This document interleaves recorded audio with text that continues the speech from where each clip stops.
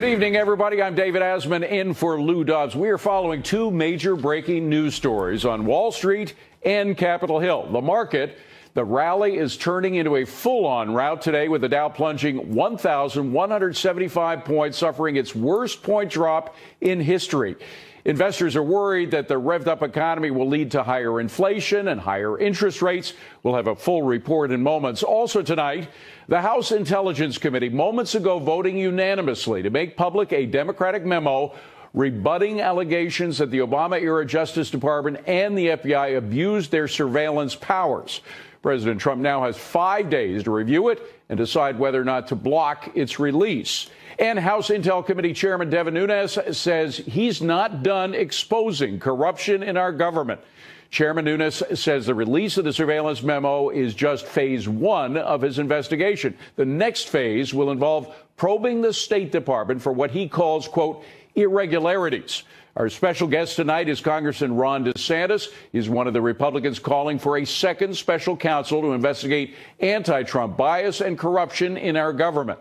Also with us, Fox News legal analyst Greg Jarrett and former Deputy Assistant to President Trump, Sebastian Gorka. First, our top story, market volatility returning with a vengeance. The Dow suffering its biggest one-day point drop in history, plunging 1,175 points, erasing all its gains for the year. The S&P down 113 and the Nasdaq down 273 points. Volume was massive, 11.3 billion shares changing hands. Now, fears about spiking inflation and borrowing costs leading to the wild day on Wall Street, with the Dow down almost 1,600 points at its lowest, its biggest intraday point decline ever. But for all the panic, many experts agree a correction would be healthy for the Dow, which has been on an unprecedented run since the president was elected. We're selling off on good news. I mean, that's the problem. I mean, the economic news that we see, whether it be factory orders, today's ISM non-manufacturing factory numbers, it's all good news. Again, another day with just absolutely phenomenal economic data. In this case, it was the services index, employment and new orders at an all-time record high. The market anticipated a great economy. They've got a great economy. The fundamental economy, and I think we could all agree, is very robust and very strong. Listen, the economic news is not only good, it's great. The White House responded to the sell-off with Press Secretary Sarah Sanders issuing a statement saying, quote, the president's focus is on our long-term economic fundamentals, which remain exceptionally strong, with strengthening U.S. economic growth, historically low unemployment, and increasing wages for American workers. The president's tax cuts and regulatory reforms will further enhance the U.S. economy and continue to increase prosperity for the American people. As for the president, he spent the day on Main Street at an Ohio manufacturing company that gave workers $1,000 bonuses because of the president's tax cuts. And we remind those who are prematurely panicking, the Dow is up nearly 33% since Election Day, the S&P nearly 24%, and the Nasdaq 34%.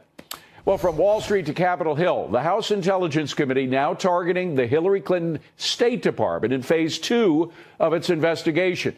And tonight voting to release the Democratic response to the devastating memo detailing FBI bias against President Trump. Fox News Chief Intel correspondent Catherine Herridge has our report. What we're looking at now is the State Department and some of the irregularities there. The Republican chairman of the House Intelligence Committee said their work is not done, with the focus shifting to Foggy Bottom under President Obama. What we'll do is we will follow in phase two. We will follow the facts where they lead. And when we get enough facts, we will then figure out a way to let the American people know. Likely it won't be done in the way that this was done. 4 months before the presidential election is a pivotal period. By late July 2016, then FBI Director James Comey opened the Russia probe, and former British spy Christopher Steele was already sharing the Trump dossier funded by the DNC and Clinton campaign with bureau agents. A former government official under Secretary Clinton now confirms Steele also reached out to the State Department in July 2016 about his findings. He passed 2 to 4 pages of short points of what he was finding. And our immediate reaction to that was, this is not in our purview.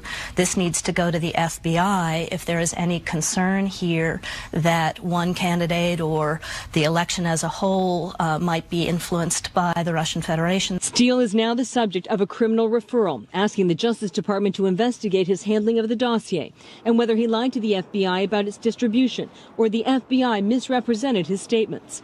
The Republican chairman of the Senate Judiciary Committee, Chuck Grassley, along with Senator Lindsey Graham, made the referral last month and released an unclassified version.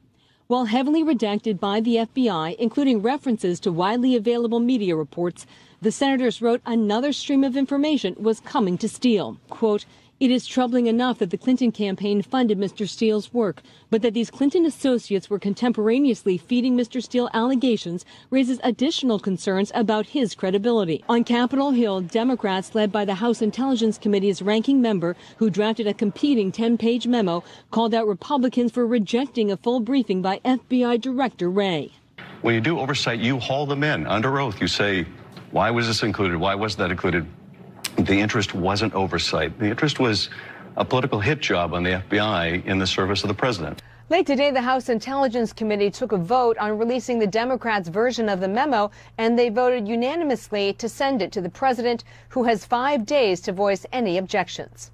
David? Catherine Herridge, thank you very much. Our first guest says that Deputy Attorney General Rod Rosenstein will likely have to appear before Congress to explain his actions regarding the FISA warrants for members of the Trump campaign. Joining me now is Congressman Ron DeSantis, a member of several key committees, including Foreign Affairs, Judiciary, and Oversight. Congressman, before we get to the issue of Rosenstein, let's first talk about today's revelations. The fact that Clinton cronies were actually feeding information to Mr. Steele. Mr. Steele, of course, then put that information into the Trump dossier, and that was then fed to the FBI and led to the FISA warrant. It just keeps getting dirtier and dirtier. It really does. I mean, you remember what the Nunes memo showed is what Bruce Orr was doing with his wife. Now, we knew Orr had met with Christopher Steele during the campaign. We knew Orr's wife, Nellie, worked for Fusion GPS. But what that showed is that there was a steady pipeline of information going from Steele and the people that he was getting information from to Nellie Orr directly to the Justice Department via Bruce Orr. And I think the revelations about the State Department are very similar. It's a pipeline between the Clinton campaign, members of the Obama administration, and the law enforcement agencies. Now, that's a huge problem. It is. That is not the way the government is supposed to operate. And to dig up dirt and launder it through the government bureaus, give me a break. Well, particularly when that dirt was being created by a political campaign that was embroiled right in the middle of an election, just a couple of months before the election. Let me just ask about the State Department, because, of course, what first went through my mind is Hillary Clinton was the Secretary of State. She must have had all these contacts there. Do you think she played a role in getting some of this dirt into the Trump dossier? I think that's something we need to find out, but I would say she probably didn't need to do very much. I mean, what we've learned throughout this process is there are folks in some pretty high positions of power who are ostensibly nonpartisan but had some really strong views that Donald Trump shouldn't be president, and they were going to do things to do that, like Peter Strzok. Right. So I would be willing to bet that there were probably folks in that agency who were predisposed to want to play this game and do what they can to hurt Donald Trump, and that's a problem. You can have your own views, David. That's not a big deal. But if that colors your official actions, that's the problem. Using the full power of the FBI and the Justice Department to tilt the scales is not acceptable. All right, two senators, Grassley and Graham, have this criminal referral to the Justice Department because of what Mr. Steele did. Apparently, he lied to investigators when they asked him questions about whether he talked to the press.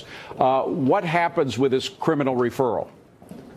Well, I think the Attorney General needs to take it very seriously and potentially act on it. Now, there's a little bit of a disagreement about whether by doing that they actually think Steele was lying, or they're doing that to pry open maybe more information about what the FBI actually knew. In other words, yes, Steele may have been meeting with the press, but it doesn't mean that somehow the FBI didn't know all the information anyway. So whatever his representations were, maybe they were misleading, but maybe the FBI knew more than they let on. And that's important, David, because the representations they made in that FISA warrant, if they knew more than they let on, but then didn't disclose it to the court, that is a big deal. Finally, Rod Rosenstein, the Assistant Attorney General, the Deputy Attorney General, he clearly played some role with regard to these FISA warrants, signed at least one of them. It's unknown exactly what he knew about the Trump dossier, whether he knew that it was completely paid for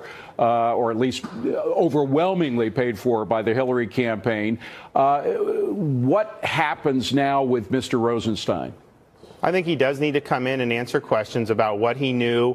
Behind closed doors, forgive me, or in open testimony? I would prefer open, but if it's going to be in a classified setting, they have to do it behind closed doors.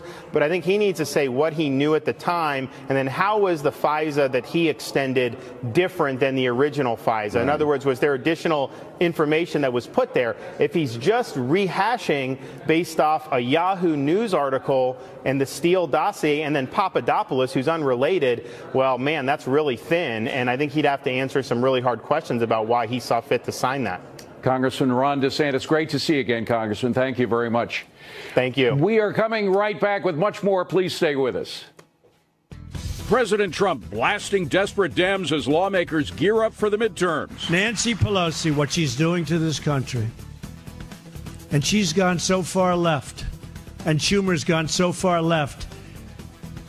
Oh, I look forward to running against them. We take up whether Republicans will add to their majorities with Ed Rollins and Michael Goodwin next.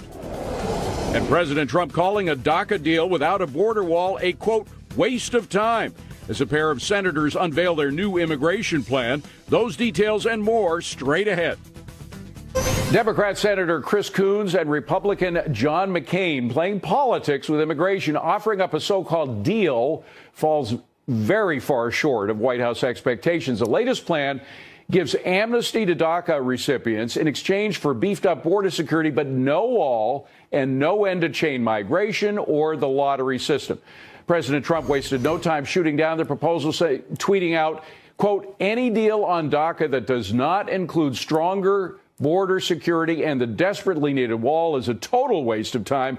March 5th is rapidly approaching. That's the DACA deadline. And the Dems seem not to care about DACA. Make a deal. Joining me now is Ed Rollins, former White House political director under Ronald Reagan and chairman of the Great America PAC, and New York Post columnist Michael Goodwin.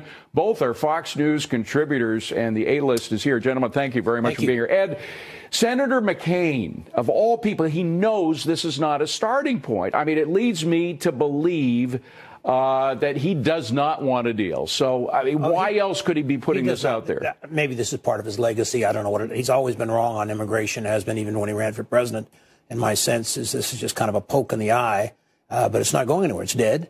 The president made it very clear. You want to build the wall, which he promised the American public he would, then we'll talk about everything else. But if you don't want to build a wall, you don't want to fund the wall, forget it. And, Michael, all this coming up in light of the memo and what it indicates about the deep state, you know, which has been made fun of by the talk shows and Democrats saying, oh, you conspiracy theorists. I mean, what we are seeing now, not just with regard to the FBI or the Justice Department, but now even the State Department is involved, does indicate that there is these careerists in the government that were dead set against Donald Trump becoming president. Well, and I think that is the key difference between, say, a permanent bureaucracy or even a regular swamp. We're talking here about the politicization, the weaponization of police powers, of all the powers of the government. If the State Department, I think, will also, I mean, the way the State Department defended Hillary Clinton's emails until the end. We had Loretta Lynch in the Justice Department meeting with Bill Clinton. So all of these examples are not your ordinary permanent bureaucracy, anything like that. And of course, we should mention, by the way, that the idea of police state powers has been something that's been talked about and theorized about in movies made by the left in this country for decades, for as long as I've been alive, and yet now they're taking the opposite point of view. Well, we talk about the media, too, right? The media used to always rail against government secrecy. In this case, the Department memo. Well, I think they have everything over there, and I think they knew You know, they're the ones that basically have relationships with the Russians and everything else, and they obviously knew something was going on, and they were very much applauding it. When all is said and done, I bet that's the truth. And, Michael, all of the talk before the memo was released about how it's secret information, how it would be harmful to national security, if not at least the FBI, if it came out. And now it's completely flipped. Now the thing is, this is a nothing burger. This is there's nothing in it at all. So it goes from being the most important thing that shouldn't be released in the country to something that's not important at all. Do you think that'll pass muster with the public? No. These are talking points, right? These are political talking points. They are not in any way related to what the content of the memo and what is actually going on, what went on in the FBI and you know, to the State Department. I think they have it on both sides. I think they have the Hillary email issue that they dealt with. And I think the second thing is, what was John Kerry doing with the Russians about Trump? I mean, what information was Kerry feeding to the Russians? What was he feeding to the Clinton campaign? So I think it really was a collusion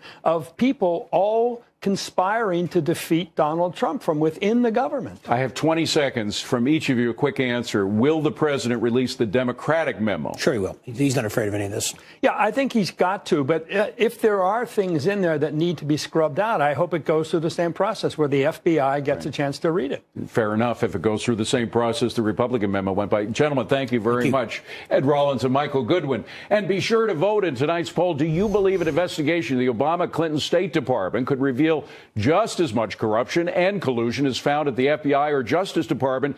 Cast your vote on Twitter at Lou Dobbs. And you can follow Lou on Twitter at Lou Dobbs, like him on Facebook, and follow him on Instagram at Lou Dobbs Tonight. Coming up next, President Trump taking a swipe at Congressman Adam Schiff as the House Intel Committee votes to release the Democratic memo. We're going to take it up with Fox News legal analyst Greg Jarrett, who is desperate to run for a higher office, is one of the biggest liars and leakers in Washington, right up there with Comey, Warner, Brennan, and Clapper. Adam leads closed committee hearings to illegally leak confidential information. It must be stopped. Joining me now is Fox News legal analyst Greg Jarrett. Greg, first of all, the Democratic memo that's just been announced unanimously. The House Intel Committee said it should be released. It's now up to the president. You have talked to somebody who's actually seen it.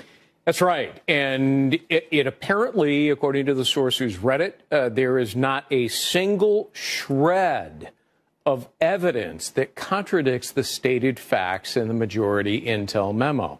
Instead, it's sort of based on exaggeration, hyperbole, trying to reshape a narrative. It's also, I'm told, incredibly poorly written and does contain some sources and methods that'll have to be redacted, and all the mistakes contained therein, which are obvious on its face, need to be corrected as well. We've had a little preview of what that Democratic memo might be. Jerry Nadler released to the press some of his criticisms of the Republican memo.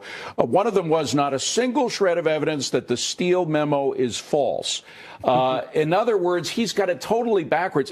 It's not up to somebody to prove that the Steele memo is false. It's up to the FBI to prove that it's true. That's the onus was on the FBI to judge the sources that fed Mr. Steele, and they didn't do that. Well, if you read the dossier and that which has been published, it is incredibly suspicious on its face because it's all based on no direct evidence, multiple hearsay, speculation, innuendo. It's the kind of thing that any trained FBI agent would look at and say, wait a minute, we've got to examine this and determine whether there's any validity to it. And by the way, under the law, that's the first duty of an FBI agent before opening an investigation. The second duty is to determine if it can be factually proven, is there a crime? In this particular case, when they launched the Trump-Russian investigation, They had neither. And it was up to the FBI to check Steele's sources. They did not do that. Right. Andrew McCarthy of the National Review wrote today, this is the truly outrageous thing about the Steele dossier saga. We don't know who the sources are, and the FBI never seems to have corroborated them. How would a judge allow the dossier to get in knowing that the sources were not corroborated? Trust, because the judge trusted the affidavit, which was signed by the Department of Justice and FBI under penalty of perjury. They were vouching for the authenticity, the reliability, and the truthfulness of that dossier, so the judge trusted that. Now, if they made no effort to verify it, if in fact they knew, as Comey has testified, that it was salacious and unverified, then they've committed perjury. And that's illegal. Now, over the weekend, you had all of these Democrats coming out, and the media, of course, as well, talking about how wonderful and thorough FISA courts are and how dare the Republicans suggest that they're anything but that. They failed to note that over 99% of all FISA warrants are approved. Doesn't the entire process by which a FISA court is allowed to spy on Americans need to be revisited? Oh, it absolutely does, because this case underscores that it can be abused by unscrupulous, overzealous prosecutors and FBI agents. Look, these are fine and honorable judges, but again, they trust the people who come before them, the FBI agents, the lawyers at the Department of Justice, to be telling them the truth and not to present some fabricated fake document. And apparently, now we've learned that it was, the State Department and Hillary Clinton associates who are feeding Steele, who conjures out of thin air this fake document. So who are the true civil libertarians? Those who would just ask for a rubber stamp from the FISA courts to spy on any American, or those who are saying we have to revisit this process? Those common sense, intelligent people who say, wait a minute, there's a problem here, and we have to fix it. And I was aghast at Leon Panetta, former defense secretary and CIA director, who over the weekend, 3 different times said, well, the Intelligence Committee didn't interview the FISA judge. First of all, Mr. Panetta, it's more than one FISA judge. They rotate every 30 days. Second of all, Congress, the Intel Committee, does not have constitutional authority over the judiciary. Right. And third, obtain the transcript of the FISA hearing instead of trying to illegally get your hands on the judge to have him testify. Panetta's statement was astonishingly naive and uninformed and ignorant of the law. Well, he's not ignorant. He knows better. No, he's ignorant of the law. Exactly what he's doing. Greg Jarrett, good stuff. Thank you very much. We are coming right back with much more. Please stay with us. Disgraceful Dems who called the House Intel memo a danger to national security, now pushing a memo of their own. They've continued to leak out bits and pieces of information to create narratives that, quite frankly, have one thing in common: they're always false. We take up the Dems' desperate effort to cover up their corruption with Dr. Sebastian Gorka, pardon the FBI. The vote coming 1 week after Democrats complained the Republican FISA memo was cherry-picked and endangered national security. Adam Schiff, the top Democrat on the House Intel Committee, already is claiming the White House may play politics with his party's memo. We also want to make sure that any redactions that are made are fully explained to our committee by the FBI or Department of Justice, and likewise by the White House. We want to make sure that the White House does not redact our memo for political purposes, and obviously that's a deep concern. Joining me now is Dr. Sebastian Gorka, former strategist to President Trump, now a Fox Business senior security strategist. So, Doctor, last week it was all about the Democrats saying we have to redact all of the national security secrets in this Republican memo. It's going to reveal far too much. It's too dangerous. Now the situation is totally reversed. We shouldn't redact anything in the Democrat memo that's about to be released. Everything should be there for the public to see. Your opinion on all this? As my good friend Chris Plant, the radio show host, says, if the Democrats didn't have two standards, double standards, they wouldn't have any standards at all. Look, can we just remind ourselves what Adam Schiff and Nancy Pelosi said a few days ago? They said that if the Republican memo, the Nunes memo, is released, it will be the end of the world. Right. Sources and methods will be disclosed. What happens? The memo isn't redacted one scintilla. The president, nobody has to redact it. It comes out. Nothing undermines national security. There's no sources and no methods unveiled.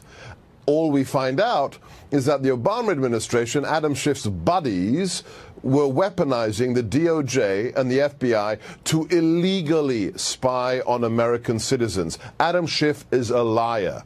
Well, just to focus on what they were saying last week as opposed to this week. Last week they were saying that this is so dangerous, the Republican memo had to be redacted or perhaps not shown at all. Right after it's released and we see these explosive elements that you've described, we hear from the Democrats, oh, there was nothing important in there. Either it's important or it isn't important. You can't have it both ways. You can't have the memo, the Republican memo, and its unveiling trigger Armageddon, and then 72 hours later be a nothing burger. This is the Democrats. This is their argument. Either it's incredibly dangerous or it's nothing. And the other thing is, David, can we just remember for the last 50 years, what has the left been about? What have the Democrats been about? Let it all out there, whether it's the Pentagon Papers, whether it's deep no matter throat what and happens to the FBI or the CIA or any other intelligence agency. Get it out. The Church Committee, the Watergate, and now suddenly they're the ones that are concerned. It's extraordinary. And they're concerned about leaking, too, after they were the primary sources of the leaks. I have to ask you one question on immigration, if you don't mind, because now we have this extraordinary plan that eliminates any movement on the chain migration system, eliminates any movement at all on the important elements of security, in particular the wall. And this is presented to Donald Trump by Mr. McCain and a Democrat as a solution. It's clearly designed to fail.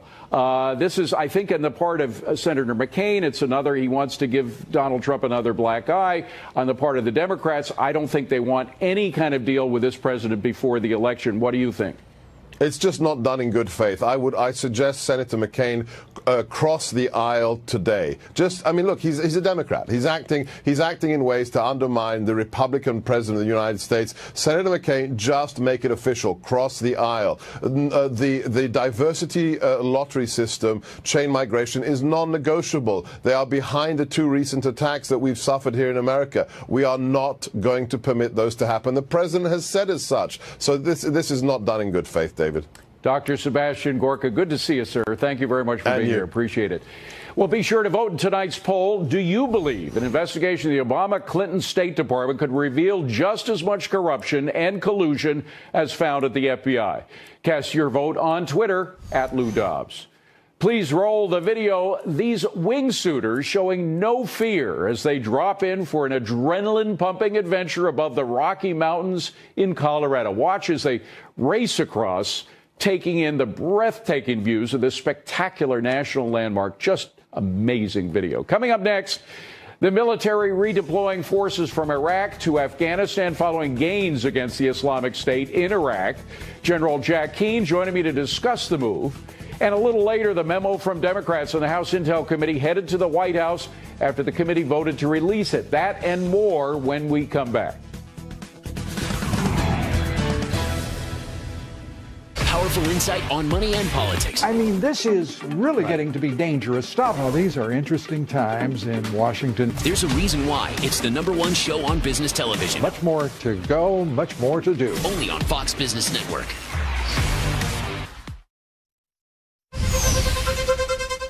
The U.S. military has all but eradicated the Islamic State and is now shifting troops from Iraq to Afghanistan to take on the Taliban. While the exact scale of the redeployment is unclear, the move is another sign that the U.S. is making Afghanistan its primary focus now in the Middle East. The number of troops in Afghanistan has nearly doubled since President Trump assumed office. Joining me now, retired four-star General Jack Keane. He is now the chairman of the Institute for the Study of War and a Fox Business senior strategic analyst. General Keane, is this a wise move, the movement of troops from Iraq to Afghanistan? Well, there's a couple of wise moves being made here, David. The first one is we're leaving troops in Iraq. President Trump's team is not making the mistake that President Obama made, which was to pull all of our troops out of Iraq in 2011 after the successful Bush surge, which defeated the al-Qaeda. What we got in return for that decision was ISIS and also Iranian domination of Iraq. So about 4,000 troops are going to stay in Iraq to assist the Iraqis, but also to push back on Iranian influence and also to help achieve some political unity. All of those things are important. Some troops are going from Iraq to Afghanistan. The Pentagon didn't release those numbers. I suspect they're not significant. What is significant in Afghanistan is there is an increased presence there of U.S. forces, now about 14,000. They've got better rules of engagement. They've got more lethal capability in terms of helicopters and attack aircraft. And they're able to put their advisors down at the fighting level, which was not the case in the past. So that'll enable us to make some progress against the Taliban, David. And yet you see these awful terrorist strikes. Now, I know they're they're softer targets. That might mean that we are increasing our role in doing what we need to do to protect our troops, which is a great thing. However, it does show that the Taliban and their suicide bombing contingent are still active and probably getting support from Pakistan, right? Oh, yeah, you're absolutely right. I mean, you put your finger on the number one problem we have in Afghanistan, and it's simply this, is that there are two Afghan Taliban sanctuaries inside Pakistan that the Pakistani government provides safe haven and support to the Afghan Taliban through the Pakistani army and through their intelligence service. And as such, it's impossible for us to end this war favorable to the United States and the Afghan National Army and its government while those sanctuaries are there. They're responsible for most of those bombings that took place in and around Kabul. Now, I am told, and I don't know whether I'm hearing from the right sources, but that the Chinese are getting involved in Pakistan right now, trying to pick up the slack that left behind by our withdrawal of some of our support for Pakistan until they step up to the plate and stop giving support to the Taliban. Is that true? Have the Chinese kind of filled the position of where, or are they trying to fill our position in Pakistan? Yeah, absolutely. Pakistan has a close relationship with China. China is going to establish a Navy base on the coast of Pakistan. It's part of China projecting its global power. They're also putting a Navy base in Djibouti. This is all about the Indian Ocean, by the way. But secondly, the Pakistanis will go get that aid that we're going to hold back easily from China. They can make that up. And I think what we need to do with the Pakistanis is we really got to take the gloves off once and for all. 16 years they've been harboring the Afghan Taliban. They've got American blood on their hands and Afghan blood on their hands for sure. We've got to sanction the chief of staff of their army, the director of their intelligence service, and if that doesn't work, then we just got to go target those safe havens ourselves within Pakistan, those places within Pakistan. General, I forgive me for cutting you short here, but I just want to get in one question about something I know it's near and dear to your heart. We're facing another budget deadline this week, and at best, what we're going to get is another one of these continuing resolutions for a short-term budget fix. But that doesn't fix the military, does it? Not even close. As the name implies, continuing resolution provides the funding level from the previous year. The funding level from the previous year is buying a military that's the smallest in 75 years. Only 5 of 58 brigades in the Army are ready. 50% of our aircraft in all three services are not flying due to spare parts. And I could make a laundry list of some other problems. We have got to get an appropriated budget for 2018 and then do the same in 2019, and we will finally start rebuilding the military. And yet, you know what's happening. I mean, the chance of even a short-term continuing resolution is small, let alone a full budget that would help the military. Oh, yeah, absolutely. Continuing resolution. We've been doing a continuing resolution since the beginning of the fiscal year on 1 October. And we're getting pretty close to being halfway through the fiscal year, and the troops don't have the increased funding that President Trump has promised and what he signed in an authorization bill. What he needs is an appropriations bill, and that is when the money will finally start to flow to the military. General King, great to see you, General. Thank you very much for being here. Appreciate it. Good talking to you, David. Good talking to you. Well, in our online poll last week, we asked you, do you believe the House Intel memo is going to lead to a major cleanup of corrupt leadership at the FBI and the DOJ? Now, 64% said yes. Still leaves a lot of people who think no. Joining me is editorial director at the Daily Caller, Vince Colanese, and defense attorney Rebecca Rose Woodland. Vince, let me first ask you about the breaking news that the president or that the House Intel Committee has approved the release of this Democratic memo. Now it's up to the president. Do you think he will release it, and how soon? I think he will on the basis of transparency. I suspect he will. He has 5 days to make the consideration. He waited a little bit on the Republican memo. I suspect he'll wait as well on the Democratic memo. The key here is that it needs to be, I think, really we need to err on the side of having the public see information like this. And if in the end this Democratic memo is short on information or somehow discolors the truth in any way, then Republicans should respond in kind. I think it's a good trend when lawmakers start releasing information that is overclassified to the public, which deserves to see this information in the first place. Now, Rebecca, we already have a sneak peek, as I was talking to Greg Jarrett about it, of what's in the Democratic memo, because Jerry Nadler, Democrat from New York, came out with his own memo. Everybody's got a memo these days. It's the newest thing. And his particular memo says, nothing in the Republican memo disproves the allegations in the Trump dossier. Well, in order to get a FISA warrant to spy on Americans, you don't just have to throw something out there and have other people disprove it. You have to verify it. And it was unverified. The FBI did nothing to try to verify the sources that Mr. Steele used in the Trump dossier.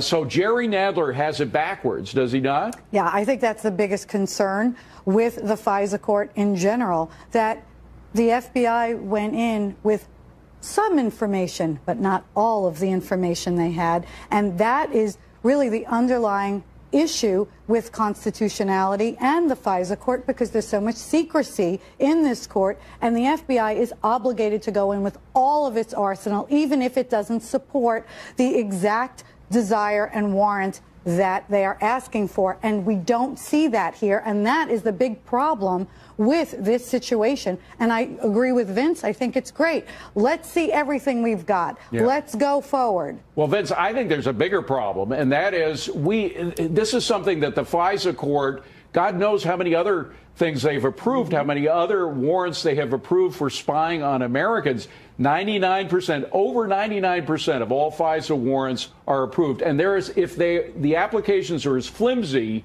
as this one apparently was, what does that tell you about the FISA courts? It tells me that Democrats and Republicans should be unified on asking questions about the activities of that very court. And they're not right now, because Democrats are playing partisan politics here. They're resisting what just a couple of years ago they would have been all for, which is an examination of what's happening in secret in these courts. When a court conducts all of its operations in secret, that means it has very little to no public accountability. And that also means that it's going to make mistakes in the direction away from civil liberties, maybe more often than we'd like. That means I think it's time for lawmakers broadly to start getting that information out to the public. Is this court doing its job? There's questions not only about the people applying for these warrants, but about the judges who actually sit on those benches. Let's just find out. How does it conduct its operations? Rebecca, is it conceivable that Democrats could put the welfare of Americans and civil liberties, which they have claimed for years and years to be so concerned about, could they put those concerns above political concerns and try to get to the bottom of why FISA courts are being so liberal, in the worst sense of the word, about giving out these warrants? Well, let's hope they will. Let's put their money where their mouth is. Let's get to the bottom of this. Let's understand why FISA's there. We understand this is for foreign terrorists and spies within our borders. But when we are not, we're talking about an American citizen here that was surveilled without his Fourth Amendment pro-constitutional rights being really proactively happened for him, that we have to understand Democrats, Republicans, let's all get together. I agree with you, Vince. And let's come to an understanding that this court may have gone too far, not only here, but in other cases that we don't even know about. Vince, we only got about 30 seconds. What do you think the chances of that happening really are? I think they're very low because there are very few civil libertarians left on the left. They don't care. I mean, this is all about politics. And I was shocked over the course of the past week when you had politicians and media singing from the same exact hymnal that were very credulous towards the government's case throughout this and not in any way skeptical to the benefit of the American public. And they should be. I think we should hold our government accountable at all levels. They want to hold the president accountable. We should hold everybody accountable. Okay. Quick last word. You got 10 seconds, Rebecca. We have a Constitution, and let's try to give everyone the civil liberties that they deserve under the Constitution. Secret court or not, let's open this up and let's see what's really happening there. Vince and Rebecca, thank you both very much. That's it for us tonight. Thank you for joining us. Congressman Diane Black is among our guests tomorrow. Please join Melissa Francis and me on After the Bell weekdays at 4.